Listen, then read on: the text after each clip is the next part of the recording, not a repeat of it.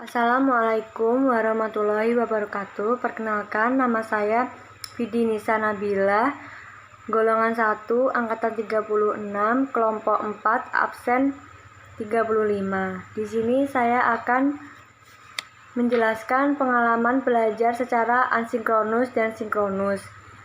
Asinkronus dengan MOC yaitu akses materi secara mandiri. Kelebihannya yaitu pertama, memungkinkan setiap orang dimanapun dan kapanpun untuk belajar.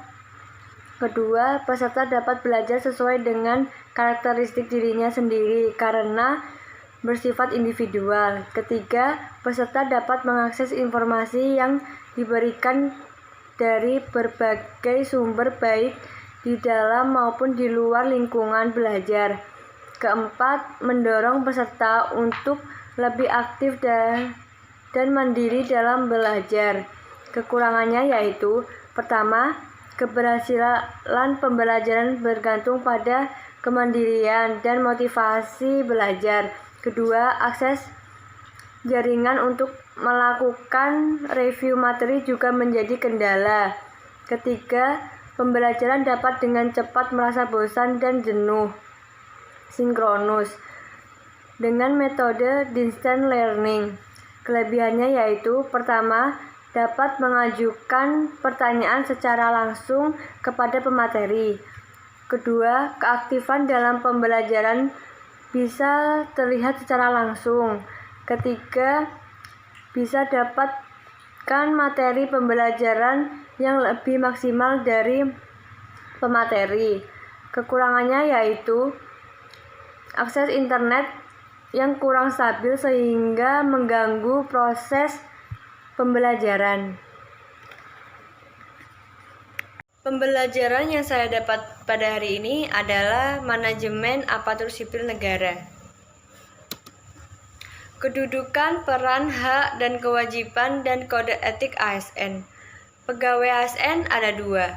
Yang pertama, pegawai negeri sipil atau PNS, yang kedua pegawai pemerintah dengan perjanjian kerja atau bisa disebut PPPK. Kedudukan ASN adalah pegawai ASN yang berkedudukan sebagai unsur aparatur negara yang menjalankan kebijakan yang ditetapkan oleh pimpinan instansi pemerintah serta harus bebas dari pengaruh dan investasi semua golongan dan partai politik.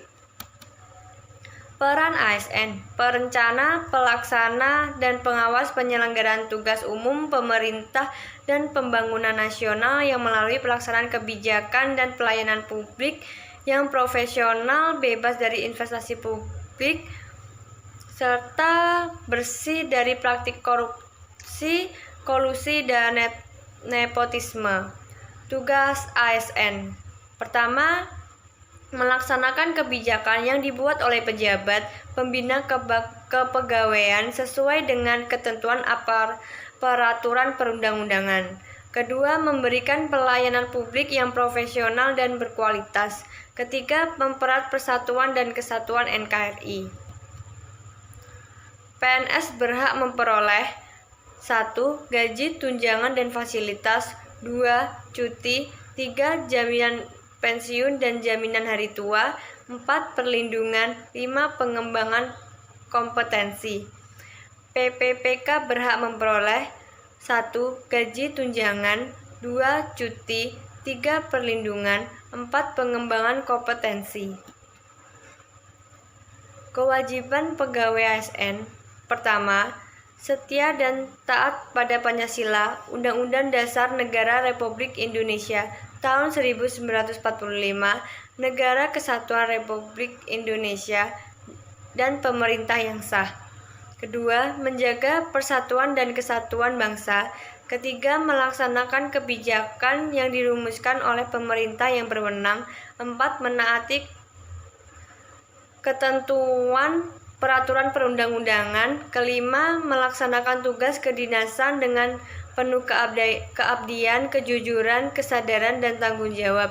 6. Menunjukkan integritas dan keteladanan dalam sikap, perilaku, ucapan, dan tindakan kepada setiap orang, baik di dalam maupun di luar dinasan. 7. Menyimpan rahasia jabatan dan hanya dapat mengemukakan rahasia jabatan sesuai dengan ketentuan peraturan perundang-undangan. Ke-8. Bersedia ditempatkan di seluruh wilayah negara Republik Indonesia. Konsep sistem merit dalam pengelolaan ASN. Sistem merit dalam manajemen ASN bagi organisasi mendukung keberadaan prinsip akuntabilitas yang saat ini menjadi tuntutan dalam sektor publik. Bagi ASN menjamin keadilan dan juga menyediakan ruang keterbukaan dalam perjalanan karir sebagai pegawai. Prinsip sistem merit. 1. Keadilan dan kewajaran. 2. Objektif. 3. Berbasis kinerja. Pelaksanaan sistem merit dalam beberapa komponen pengelolaan ASN. Pertama, penyusunan dan penetapan kebutuhan. Kedua, penilaian kinerja, pengembangan kompetensi, promosi, mutasi, dan penghargaan. Kelembagaan dan jaminan sistem merit dalam pengelolaan ASN. Pertama, Komisi Aparatur Sipil Negara. Yang kedua, Kemenpan dan RB. Mekanisme pengelolaan ASN. Mekanisme pengelolaan ada 4, yaitu manajemen ASN, kedua manajemen PPPK, ketiga pengelolaan JPT, keempat organisasi dan sistem informasi. Sistem informasi adalah rangkaian informasi dan data mengenai kepegawaian ASN yang disusun oleh secara sistematis, menyeluruh, dan terintegrasi dengan berbasis teknologi. Sistem tersebut diperlukan untuk menjamin efisiensi, efektivitas, dan akurasi pengambilan keputusan manajemen ASN. Sekian dari saya, itu saja yang dapat saya sampaikan. Kurang lebihnya saya mohon maaf. Wassalamualaikum warahmatullahi wabarakatuh.